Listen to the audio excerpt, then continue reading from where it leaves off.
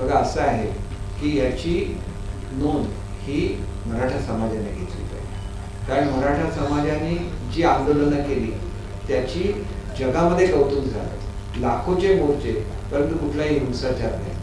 आज मराठा समाजाची फार मोठी मागणी मान्य झाली असताना की मराठा समाजाला 10% आरक्षण दिलं, सगळा मराठा समाज खुश आहे। मुद्दा कुठला राहिलेला होता की मराठी समाजामध्ये ज्यांच्याकडे कुणबी दाखले आहे त्यांना सर्टिफिकेट मिळायला सुरुवात झालेली आहे। त्यांचा मुद्दा जो सगळे सोयरे या शब्दापुरता मर्यादित आहे, त्याच्या संदर्भात सुद्धा नोटिफिकेशन काढलेलं आहे। नोटिफिकेशनची जी लीगल पूर्तता असते, त्याला जी पूर्तता करायला लागते, ते करण्यावेळी तर सवड दिली पाहिजे। म्हणून मराठा समाजामधले ज्येष्ठ लोकांनी त्यांना व्यवस्थित बसून समजावून सांगितलं पाहिजे की तुम्ही हे करताय हे चुकीचं आहे, कारण तुमच्या मागण्या तर मान्य झालेल्या आहेत। आज कुणबी सर्टिफिकेट द्यायला सुरुवात झालेली आहे। मराठवाड्यामध्ये अजिबात कुणबी सर्टिफिकेट मिळत नव्हती, आता मिळायला सुरुवात झालेली आहे। फक्त त्यांचं जे म्हणणं आहे की सगळे सोयरे असतील तर त्यांचं सुद्धा चेकिंग करून त्यांना सुद्धा सर्टिफिकेट द्या, ते सुद्धा नोटिफिकेशन काढले। पण ऑब्जेक्शन एवढ्या मोठ्या प्रमाणात आल्यानंतर ऑब्जेक्शनला उत्तर सुद्धा द्यायला लागतं। ऑब्जेक्शन ओव्हररूल करता येतात, परंतु त्याची कॉग्निजन्स तर गव्हर्नमेंटला घ्यायला लागतं ना। त्याच्यामुळे 15 दिवस 1 महिना जाणार, तेवढी तर वाट बघितली पाहिजे। आणि म्हणून मला असं वाटतं की त्यांनी संयमाने परिस्थिती हाताळावी। याच्यामध्ये उपमुख्यमंत्री महोदयांचा नेहमीच व्ह्यू हा मराठा समाजाला त्या ठिकाणी पाठिंबा देणाराच राहिलेला आहे। पहिलं जे आरक्षण हायकोर्टामध्ये टिकलं, सुप्रीम कोर्टामध्ये टिकू शकलं ते त्यांनीच दिलेलं होतं।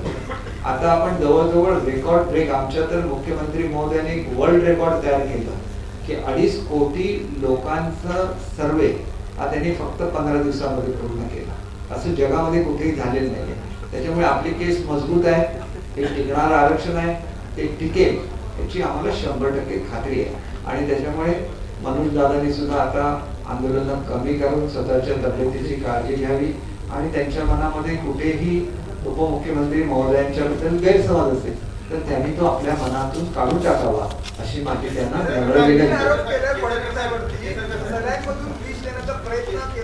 नाही। बघा, एक कोणीतरी त्यांचं मन कलुषित केलं असेल, त्यांची समजूत काढण्याची गरज आहे। मला आता कॅबिनेटला गेलं पाहिजे, कॅबिनेट सुरू आहे।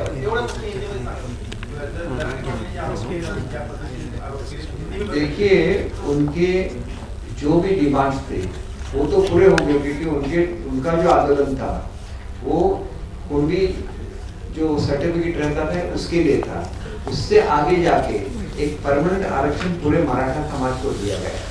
उनकी तो मांग पूरी हो गई और उससे भी ज्यादा कुछ मिला है। तो एक क्षण ऐसा है कि जिसके बारे में सबको खुशी होनी चाहिए। एबीपी माझा, उघडा डोळे बघा नीट।